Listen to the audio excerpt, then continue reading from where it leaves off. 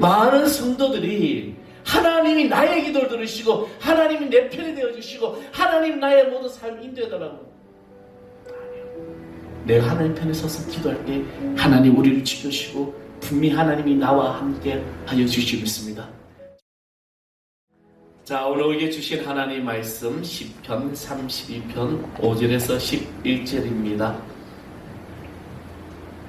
시편 32편 5절에서 11절.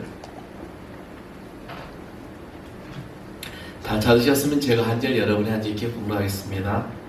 내가 이르기를 내 허물을 여호와께 자복하라 하고 주께 내 죄를 아뢰고 내 죄악을 숨기지 아니하였더니 곧 주께서 내 죄악을 사하셨나이다.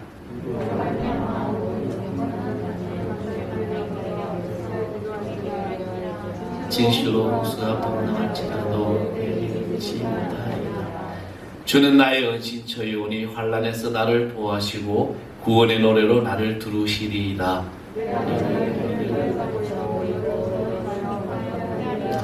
하리로다. 너희는 무지한 말이나 노새같이 되지 말지어다. 그것들은 제갈과 굴레로 단속하지 아니하며 너에게 가까이 가지 아니하리로다. 너희에게는 많은 슬픔이 있으나 여호와를 신뢰하는 자에겐 인자하심이 두루리로다. 다 같이 합니다. 너희 어인들아 여호와를 기뻐하며 절구할지어다. 마음에 정직한 너희들아 다 즐거이 외칠지어다. 아멘. 할렐루야. 여러분 혹시 이 7월달에 말씀에 이 쭉 나오는 동이라는 단어가 있습니다. 뭔지 아십니까? 6월달 참. 예? 길에 대해서 지금 계속 말씀을 전하고 있는데 오늘 제목은 갈 길을 보이시사라고 했습니다. 여러분, 여러분의 삶의 길에 내가 정말 잘 걸어가고 있다라고 생각하십니까? 근데 우리는 또 잘 걸어가는 길의 기준이 뭘까? 건강하고 돈 많이 벌고, 그죠? 과연 그게 내 삶의 그 길이 정말 진정한 길일까? 워십의 음악이 탁월한 리더이며 찬양 사역자인 돈 모엔이라는 분이 계십니다. 그 어느 늦은 밤에 장모로부터 한 통의 전화를 받습니다. 그 전화는 바로 자기 처제 부부가 끔찍한 교통사고를 당했다는 겁니다. 그 차에는 이제 처제 부부와 함께 조카 4명이 타고 있었는데 그 차 안에 있는 이제 9살 차대 제레미라는 아이는 현장에서 즉사하게 되고 나머지 3명은 중상을 입어서 이제 병원에 있다고 했습니다. 돈 모에는 이 소식을 듣고 무슨 말을 어떻게 이 부부에게 위로해야 될까 정말 갑갑했습니다. 특히 그 동서에게 정말 어떤 이 종교적인 위로의 말을 하고 싶지도 않았습니다. 이 동서는 교회학교 교사이고 말씀을 아주 잘하는 그런 사람이었기 때문입니다. 다음날 비행기를 타고 이제 다른 도시로 떠나야만 했던 돈 모에는 비행기 안에서 이사야서 43장의 말씀을 읽습니다. 그런 그 말씀을 읽다가 하나님께서 어떻게 광야의 길을 만드시고 사막의 강을 만드시는지 깨닫게 됩니다. 그래서 그가 그 말씀을 기초로 노래말을 쓰는데 그 노래말은 슬픔 중에 있는 자기의 동서 클렉에게 보내고 싶었던 내용이었습니다. 나의 가는 길을 주님 인도하시네. 찬양이죠. 나의 가는 길 주님 인도하시네. 그가 보이지 않아도 날 위해 일하시네. 이런 찬양입니다. 주는 나의 인도자 항상 함께 하시네. 사랑과 힘 베푸시며 인도하시네. 나의 가는 길 주님이 인도하시네. 사람은 견딜 수 없는 어려움을 당할 때 하나님이 자신을 잊으셨다라고 생각을 합니다. 하나님이 나를 잊으셨구나. 그러나 하나님 우리를 손바닥에 새겨놓으셨다고 말씀하셨습니다. 하나님은 우리가 구하고 생각하는 것보다 더 놀랍게 이루어 주시는 겁니다. 하나님은 광야의 길을 내시고 사막의 강주기를 내시는 분이십니다. 불가능한 곳을 가능하게 하시고 또 하나님 우리가 알 수 없는 방법으로 우리를 도우시고 우리와 함께하시고 우리 앞에 역사하시고 또 우리가 이해하지 못할 방법으로 일하시며 갈 길을 보여주신다는 것입니다. 그래서 다윗은 이 하나님의 인도하심을 믿었습니다. 그래서 시편 23편 2절에 그가 나를 풀밭에 누시며 쉴만한 물가로 인도하시는 도다라고 고백하게 됩니다. 그에게 하나님께서 가장 안전한 곳으로 인도하신다는 그 믿음이 있었던 것입니다. 사망의 엄침한 골짜기를 다닐지라도 해를 두려워하지 않을 것은 주께서 나와 함께 하심이라. 그가 나를 지켜주신다는 겁니다. 하나님께서는 갈 길을 보여주시는 이 믿음이 있었기 때문에 다윗은 일평생 주님만을 바라보고 의지하며 살아가고 있는 것입니다. 오늘 본문의 8절의 말씀 이렇게 말합니다. 내가 내 갈 길을 가르쳐 보이고 너를 주목하여 훈계하리로다. 내가 내 갈 길을 가르쳐 보이고 너를 주목하여 훈계하리라. 주님께 하나님께서는 갈 길을 가르쳐 주신다는 이 시편 기자의 고백이면서 하나님의 자녀들을 사랑하시기에 그 갈 길을 보여주시기를 원하신다는 겁니다. 문제는 우리가 어떻게 하느냐에 달려있다는 것입니다. 그렇다면 나는 어떻게 해야 이 갈 길이 보여질 것인가? 먼저 우리는 회개하여야 길이 보여진다는 겁니다. 비엔나의 박물관에 가면 로마 황제가 성당에 들어가려는데 주교가 들어가지 못하도록 막고 서 있는 모습을 그린 그림이 있습니다. 이 그림은 여러분 비엔나 박물관에 안톤 반디아크가 그린 그림입니다. 당시에 이 주교는 천하를 호령하는 황제 앞을 가로막고 있는 것입니다. 지금 왕관을 쓰고 있는 게 주교고 그 앞에는 이제 황제가 바로 역사적으로 데오도시우스라는 황제입니다. 이 그림의 이제 역사적인 배경을 가만히 보게 되면 주 390년에 데살로니가의 이 주민들이 로마에 항거하여 이제 반란을 일으키죠. 반란이 일어나게 됩니다. 당시 그 로마 황제인 데오도시우스가 이제 그 총독이 살해당하자 보복의 명령을 내립니다. 이 보복을 명령을 내리는데, 근데 이 데오도시우스 황제는 신실한 기독교인인데 명령을 내리고 얼마 안 돼서 이제 이 명령을 이제 번복하게 되죠. 하지 말라고 하는데, 근데 이미 그 당시에 7,000명이라는 주민들을 학살하게 되는 것입니다. 이 당시 교회 황제인 이런 끔찍한 대량 학살을 이제 교회는 정죄하기 시작했습니다.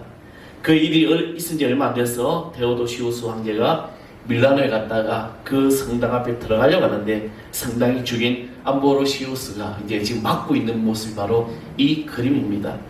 그럼 황제에게는 말합니다. 당신은 끔찍한 학살을 강행했습니다. 그리고 성당의 문을 가로막고 들어가는 것을 허락하지 아니하는 이 그림입니다. 데살로니가에서 저지른 죄를 참여하지 않고는 성당에 들어갈 수가 없다라고 이제 이 대주교 암보루시우스는 이제 말합니다. 결국 암보루시우스는 이제 이 황제에게 이제 당신 회개하지 않으면 참여하지 않으면 내가 들어볼 수 없다는 그 말에 데오도시우스가 이제 땅에 엎드려서 참여하면서 이 성당을 들어야 됩니다. 그리고 마침내 성탄절에 성찬을 이제 황제가 받을 수 있다는 것입니다. 5절 말씀을 보게 되면은 내가 이르기를 내 허물을 여호와께 자복하리라 하고 주께 내 죄를 아뢰고 내 죄악을 숨기지 아니하였더니 곧 주께서 내 죄악을 사하여 주셨나이다. 여러분, 왜 우리가 신앙생활 한다고 하지만 하나님의 인도하심을 받지 못하고 있는 것일까? 그 원인이 있다는 겁니다. 그 원인은 죄악 때문입니다. 죄가 하나님으로부터 멀어지게 하고 있는 것입니다. 하나님께서 천지를 만드시고 처음 인간을 만드셨습니다. 아담과 하와를 창조하셨습니다. 그런데 이 아담과 하와는 그다음 처음 만들었을 때 하나님과 굉장히 친밀했습니다. 하나님 항상 보았고 하나님 항상 대화했으며 하나님 항상 교제했습니다. 그렇게 친밀한 관계가 선악과를 따먹는 그 순간 모든 것이 깨어지게 됩니다. 죄악이 하나님의 인도를 방해하는 것입니다. 따라서 죄를 회개하지 않는다면 하나님과는 멀어지고 만다는 것입니다. 하나님과 온전히 가까이 갈 수 있는 방법은 우리의 죄를 회개하는 것입니다.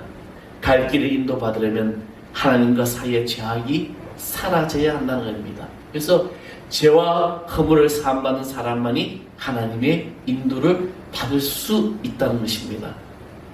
그리고 하나님께 회개하는 자가 자복함으로 나아갈 때 그 갈 길이 바로 보이는 은혜를 잊게 되는 것입니다. 오늘 우리의 모든 삶 속에서 나는 내 안에 있는 모든 이 죄악된 것들을 우리가 다 고백하면서 하나님께 여러분 하나님과 갈 수 있는 그 길을 걸어갈 수 있는 우리 모든 시민 되기를 간절히 소망합니다. 그럴 때 길이 보여지는 거죠. 또 하나는 기도하여야 길이 보여집니다. 미국의 남북전쟁은 4년에 걸친 노예해방 전쟁으로 전사자 수만 무려 60만 명이었습니다. 당시 이 남부과 북군에 의해서 어떤 처참한 그런 모든 일들을 당하면서 남부도 북부도 함께 한 가지 목적을 기도를 하게 되는데 그 기도가 뭐냐면은 특별히 이제 남부 연합군의 대장인 제퍼슨 데이비스라는 사람 그 연합군 사령관은 그가 이렇게 기도합니다. 기도의 날을 선포하면서 기도야말로 전능하시며 만사를 주하신 하나님의 기쁘게 드립니다. 기도는 적과 싸움에서 남부 연합의 가담한 남부군들을 구하고 지켜준 방패가 되리라 라고 기도하게 되죠. 그 당시 북부는 아브라함 링컨이 대통령이 되어서 이제 북부를 이끌고 있었습니다. 이 소식을 들은 링컨이 흑인들을 노예처럼 부리면서 하나님께 기도드린 남부 연합의 모습을 보면서 비판적으로 말합니다. 링컨은 이렇게 말합니다. 다른 사람이 이마에 흘린 땀에서 이익을 찾을 욕심으로 감히 공유로신 하나님의 도우심을 청한다는 건 이상한 노릇이 아닐 수 없다. 남과 북이 같은 성경을 읽고 같은 하나님께 기도를 드리며 상대방을 이기게 해달라고 호소하고 있다. 양쪽의 기도가 모두 받아들여질 수 없다. 어느 쪽도 소원하는 바를 완전히 이룰 수 없다. 전능하신 하나님께서만의 목적을 가지고 계신다. 링컨은 이 국가의 위기 앞에서 자신의 의를 가시하지 않습니다. 하나님이 내 편이라고 주장하는 것보다 더 중요한 것은 우리가 하나님 편에 서 있느냐는 것을 물어봐야 한다는 겁니다. 내가 지금 하나님 편에 서 있는가? 링컨은 이렇게 고백합니다. 수없이 무릎을 꿇을 수밖에 없습니다. 그것 말고도 어디로도 갈 수가 없다는 것을 너무나도 분명히 알 수 있기 때문입니다 라고 고백을 하게 됩니다. 그런 대통령으로서 지도자로서 사령관으로서 하나님 앞에 무릎을 꿇을 수밖에 없는데 그런데 하나님이 내 편에 되어달라고 기도하는 것이 아니라 내가 하나님 편에 설 수 있도록 기도한다는 것입니다. 링컨은 기도 하나님의 인도를 받는 지도자였습니다. 그는 하나님 편에 서 있는 사람이었으며 하나님의 마음을 움직인 지도자라는 거죠. 근데 우리는 어떻게 기도합니다? 하나님이 내 편 되어달라고 기도하고 하나님이 내가 원하는 거 들어 응답해달라고 하나님이 내가 갖고 싶은 가지게 해달라고 기도하고 있다는 것이죠. 하나님이 내 편이 되는 것이 아니라 내가 하나님 편이 되어야 될 줄 믿습니다. 하나님이 원하시는 것이 무엇이고 하나님이 선하신 것이 무엇인지 우리는 그것을 알아야 된다는 거죠. 6절 말씀해 보십시오. 이로 말미암아 모든 경건한 자는 주를 만날 기회를 얻어서 주께 기도할지라 진실로 홍수가 범람할지라도 그에게 미치지 못하리라. 아멘. 주를 만날 기회를 얻어서라도 이 말은 기도할 기회를 만들라는 뜻입니다. 기도할 수 있는 좋은 기회를 기도하라는 의미가 되는 겁니다. 기도할 기회를 만들어 기도하는 신앙이 하나님의 인도하심을 받을 수 있는 것입니다. 유다의 히스기야는 아수르 대군 18만 5천 명 앞에서 그가 할 수 있는 것은 그들은 아수르는 하나님을 비방하고 이스라엘 백성들을 비방하고 하나님의 성전을 무너뜨리려고 했었습니다. 그때 히스기야는 성전에 올라가 기도했으며 하나님이 천사를 보내셔서 아수르의 대군을 전멸시키게 됩니다. 기도할 때 하나님의 인도하심으로 모든 문제가 해결될 줄 믿습니다. 사랑하는 성도 여러분, 지금 우리가 기도해야 될 때입니다. 이 나라가 위기를 당하고 우리 한국교회가 위기를 당하고 또 모든 성도들의 삶 속에서 어려움을 만날 때 우리는 지금이 바로 기도할 때 하나님께서 그 길을 열어 보여주실 줄 믿습니다. 내가 가는 길이 캄캄할지라도 내가 기도할 때 그 길은 분명히 빛으로 인도하여 주실 줄 믿습니다. 그리고 하나님을 신뢰하여야 길이 보여집니다. 1967년 이스라엘과 아랍연합군이 6.1 전쟁을 일으키게 됩니다. 여러분, 유명한 전쟁이죠. 이스라엘과 아랍연합군이죠. 그 누구도 이스라엘이 이길 수 없다라고 생각합니다. 왜냐하면 그 당시 아랍연합군은 엄청난 군사력과 경제력 그리고 모든 것, 이것을 이스라엘 군사와 비교할 수가 없을 정도로 막강했다는 겁니다. 근데 6.1 만에 전쟁이 끝나게 돼요. 근데 이 전쟁이 6.1 만에 끝나면서 이스라엘이 승리하게 됩니다. 우리 누구에게도 공격받지 않는 최신의 무기를 가지고 있다. 그 무기 때문에 전쟁에 반드시 이기게 될 것이다라고 전쟁 전 이스라엘 군은 이렇게 성명을 발표하게 됩니다. 최신의 무기를 가지고 있다는 거죠. 근데 전쟁이 끝나고 난 다음에 그는 이 비밀 병기를 밝히게 됩니다. 이스라엘 군이 밝힌 이 비밀 병기는 바로 우리가 믿는 하나님이다. 전쟁이 시작되기 전 이스라엘 국민들을 극도로 불안했습니다. 그러나 하바드 랍비 슈니어스라는 이 랍비는 이런 연설하게 됩니다. 하나님은 이스라엘을 지키고 계신다. 그리고 하나님은 특별한 방법으로 우리를 구원시켜 주실 것이다. 이스라엘은 그 일간신문에는 이 시리버스의 어떤 그런 랍비 말을 인용하면서 하나님께서 거룩한 땅을 지켜보고 계시며 이스라엘의 구원이 가까웠다라고 국영방송까지 계속해서 언론에 이제 나타나게 됩니다. 그리고 하나님 분명히 우리와 함께 하시고 우리는 하나님을 신뢰합니다.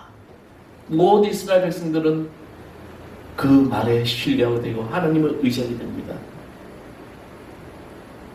놀라운 것은 매스kel 보도 이후에 이스라엘 국민들이 철저하게 하나님을 신뢰했다는 것입니다. 그 결과 전쟁 발발 6일 만에 이스라엘은 아랍연합군을 물리치게 됩니다. 그리고 승리하게 됩니다. 하나님은 당신을 믿는 사람들을 책임져 주실 줄 믿습니다. 하나님을 신뢰하는 사람만이 갈 길을 인도함을 받을 수가 있는 것입니다. 본문 10절의 말씀을 보십시오. 악인에게 많은 슬픔이 있으나 여호와를 신뢰하는 자에게는 인자하심이 두르리라. 악인과 여호와를 신뢰하는 자가 언급되고 있습니다. 그들은 각각 다른 삶을 산다고 생각합니다. 악인은 많은 슬픔 가운데 살지만 여호와를 신뢰하는 사람은 하나님의 인자심을 경험한다는 것입니다. 하나님은 당신을 믿고 신뢰하는 사람들을 기뻐하시는 거예요. 그리고 믿고 따르는 사람들에게 갈 길을 보여주시는 것입니다. 인디안들은 아들 훈련시키는 독특한 방법이 있습니다. 이 방법이 뭐냐면 자기 자녀를 이제 아들을 이제 숲속에다 보내게 되죠. 그 숲속에서 맹수들과 함께 밤을 지내게 하면서 아들의 담력을 키우게 됩니다. 근데 아버지는 아들에게 이렇게 강조합니다. 무섭거든 아버지라고만 불러라. 근데 마침 이제 시험 받는 그날이 되었습니다. 아들이 얼마나 두려울까요? 그 산속에 무서운 맹수가 있는 그곳에 혼자 있어야 된다는 두려움. 근데 이제 아들은 그 두려움을 하기에 이제 그날 밤을 숲속에서 보내게 됩니다. 근데 날이 맑고 해가 떠오르을 때 숲속 한 곳에서 아버지가 가까운 나무에서 활을 당기고 있음을 보게 되는 거죠. 아버지는 아들에게 위험이 닥치지 않도록 밤새도록 지키고 있었다는 것입니다. 사랑하는 성도 여러분, 하나님은 보이지 않아도 항상 우리를 위해 일하고 계심을 확신하십시오. 하나님은 여전히 여러분의 삶 속에서 내가 생각하는 거, 내가 말하는 거, 내가 하는 행동들 다 보고 계신 거죠. 그 삶에 매분 매초도 하나님은 결코 우리를 외면하고 버리지 아니하신다는 겁니다. 언제나 나와 동행하시고 나와 함께 하시고. 그래서 여러분의 인생길에 내가 걸어갈 때 정말 우리는 특히 젊은이들 내가 무엇을 해야 될까? 어떤 꿈을 꿔야 될까? 정말 많은 그런 이제 고민 가운데 있지 않을까요? 대전에 청년들이 만드는 그 상가를 만드는데 그 상가를 이제 많은 꿈을 가지고 청년들이 위해서 창업을 했는데 지금 다 폐업을 한다는 거죠. 이미 백종원 씨는 그 상가는 2, 3년 안에 문을 닫을 것이라고 말을 했다고 합니다. 모든 조건이 맞지 않았기 때문에. 그런 들려오는 모든 소리들 우리를 희망을 잃게 하고 불안하게 할 때, 또 여러분 삶의 어려움과 고난을 만날 때 나는 이 길을 어떻게 걸어가야 될까? 여러분 갈 길을 주님 앞에 물어보십시오. 먼저 내 안에 내 죄를 회개하고 그리고 주님 앞에 기도하십시오. 하나님께서 여러분을 모든 삶을 인도하시고 내가 하나님을 신뢰하며 나갈 때 하나님께서 놀라운 역사로 나타날 줄 믿습니다. 요즘 참 좋은 드라마가 있습니다. 저는 그 드라마를 보면서 감동을 많이 느끼게 되죠. 혹시 여러분 보시는지 모르겠지만 슬기로운 의사생활이라는 이 프로인데 참 많은 생각을 하고 이 감동을 주는 그런 드라마입니다. 며칠 전에 그 드라마를 이제 보았습니다. 뭐 그 드라마 내용 중에 중간중간 참 정말 세상에 저런 의사가 있을까 할 정도로 그런 일들을 만나게 되죠. 근데 한 이제 부분입니다. 정말 아이를 원하는 가정에 어렵게 마지막 시험관하기를 이제 해서 세 번째 이제 아이를 가졌어요. 근데 이 아이가 19주 차에 큰 위기가 오게 됩니다. 다른 산부인과에서는 포기하게 되죠. 절대 살아날 수가 없다. 산모도 위험하다. 근데 그 이제 주인공 그 산부인과 교수를 찾으면서 끝까지 한번 해보게 해달라고 하니까 이제 끝까지 한번 해봅시다. 긍정의 말을 하게 되죠. 그 말 가운데 뭐냐면 그래도 제로의 확률이 아니라 조금의 확률이 있지 않습니까? 정말 그래서 그 아이는 그 태중에서 4주까지 잘 21주까지 오게 됩니다. 최소 23주는 가야만이 이제 어떤 뱃속에서 나와서 인큐베이터에 들어와서 살릴 수가 있는 것 같습니다. 근데 또 위기가 온데 마침 이 아이는 죽습니다. 그 드라마 내용이 그렇게 나가요. 근데 그 아이를 잃은 이 산모와 그 부모의 마음, 너무나 슬퍼하는 마음 보고 담당 이 주치의로서 무슨 말을 어떻게 위로해야 될지 모르겠다라고 하는 그런 이제 장면이 나오죠. 그리고 병실 앞에서 들어가지 못하고 망설이고 있는 그 모습. 근데 이제 이 산모가 태어날 때 마지막으로 이 산모에게 의사가 문자를 보냅니다. 저는 그거를 보면서 정말 감동을 받았습니다. 그런 내용은 이렇습니다. 때때로 불행한 일이 좋은 사람들에게 생길 수 있다. 저는 신앙생활하면서 상당히 제 인생에 왜 저런 분을 하나님 먼저 데려가십니까? 라고 굉장히 하나님 앞에 묻기도 하고 때를 쓴 적도 있습니다. 첫 번째 분은 제가 신학교 때 이분은 정말 존경할 만한 분이었어요. 학교에 와서 다 기도하고 그리고 화장실 청소 도맡아서 하고 청소하시는 분이 계세요. 그래서 우리는 그분을 정말 성자라고 했습니다. 근데 그분이 폐암을 주고요. 평소에 담배 하나도 피지 않은 분인데 그리고 그렇게 삶을 정말 거룩하게 살아가는데 그때 제가 하나님께 굉장히 원망을 많이 했어요. 하나님 왜? 아직도 저런 분이 있어야만이 세상은 아름답고 세상은 저런 분을 통해서 무언가를 배우게 되는데 왜 데려가시나? 근데 두 번째는요. 이 새누리교회 목사님이셨습니다. 지금 이제 새누리 남현교회라고 바뀌었는데 저기 원래 담임 목사님 제가 오래전부터 제가 개척하면서부터 알고 있던 그 목사님인데 이분도 제가 만날 때마다 너무나 좋은 분이야. 근데 그분이 앞이 잘 안 보이세요. 목사님이. 그래서 이제 저보고 그러죠. 목사님 저는 원고가 한 10몇 장씩 돼요. 보니까 글이 이만큼씩 안 보이니까 원고를. 그날도 통정지고 이제 여러분 저희 교회 두 번째 성전이 바로 새누리교회가 있었던 교회입니다. 새누리교회가 여기다 통정지구에 교회 건축을 하고 나가고 우리 교회 건축으로 들어가 버린 거죠. 그때부터 제가 목사님을 알게 됐던 거죠. 그리고 새누리교회 오면서 우리 교회도 통정지구 또 들어오게 되고 그래서 양대 우리 교회 그 목사님과 저하고 정말 참 좋은 인연으로 정말 좋게 정말 갔는데 어느 날 갑자기 소식이 들린 거죠. 교통사고를 나가니 긴급하게 기도를 해달라고. 통영주 오다가 저기서 자전거 타고 오시다가 사고 나신 거예요. 그때 저는 하나님 앞에 얼마나 때렸었는지. 그리고 저도 같이 금식하며 기도했습니다. 이 종을 살려달라고. 이 끝끝내 하나님이 데려가신 거예요. 장례장 가서 그 출산할 이제 그 성도님 한 분이 목사님에 대해서 쭉 이야기를 하는데 그분의 사람 인생 자체가 바로 이 시대 그 어느 목사 목회자들보다도 거룩하게 사셨고 정말 평화롭게 사셨고 은혜롭게 사셨고 힘든 삶을 살았어요. 저도 힘들게 참 힘들게 목회했다. 내 인생도 참 파란만장했다. 근데 그분 앞에 제가는 명함도 못 내밀 정도로 정말 힘들게 살아가신 분이었습니다. 하나님께서 정말 이 반듯한 교회를 세워놓고 건축하게 하시고 이제 뭔가 새누리 교회, 이 교회 이름으로서 크게 할 수 있는 그런 계기를 마련했는데 데려가신 거죠. 가슴이 얼마나 아픈 일입니까? 이런 분 앞에 왜 이런 불행이 오게 됩니까?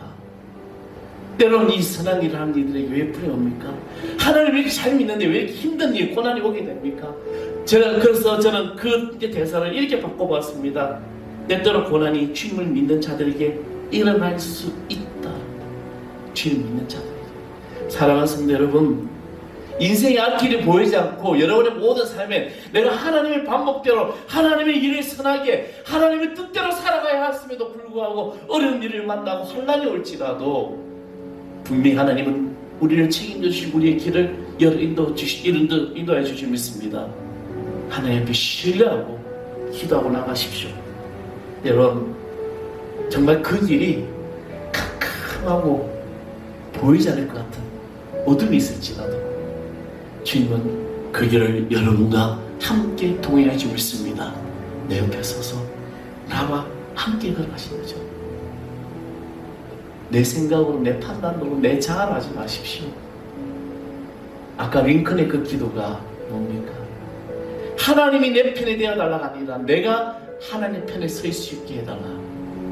이 중요한 말입니다. 많은 성도들이 하나님이 나의 기도를 들으시고 하나님이 내 편이 되어주시고 하나님 나의 모든 삶을 인도해달라고. 아니요. 내가 하나님 편에 서서 기도할 때 하나님 우리를 지켜주시고 분명히 하나님이 나와 함께 하여 주시고 있습니다. 저는 오늘 여기에 사랑하는 성도 여러분, 여러분이 그런 삶을 살아가요. 그래서 갈 길이 보여지는 역사가 나타날 줄 믿습니다. 우리 찬양 한번 해보겠습니다. 주가 보이신 생명에게 보이신 생명의 길, 나 주님과 함께 상한 마음을 들이며 주께 나가니 나의 의로움이 되신 주 그 이름 예수, 나의 길이 되신 이름 예수, 나에게 오직 그가 시간이 나를 달려가신 그의 내가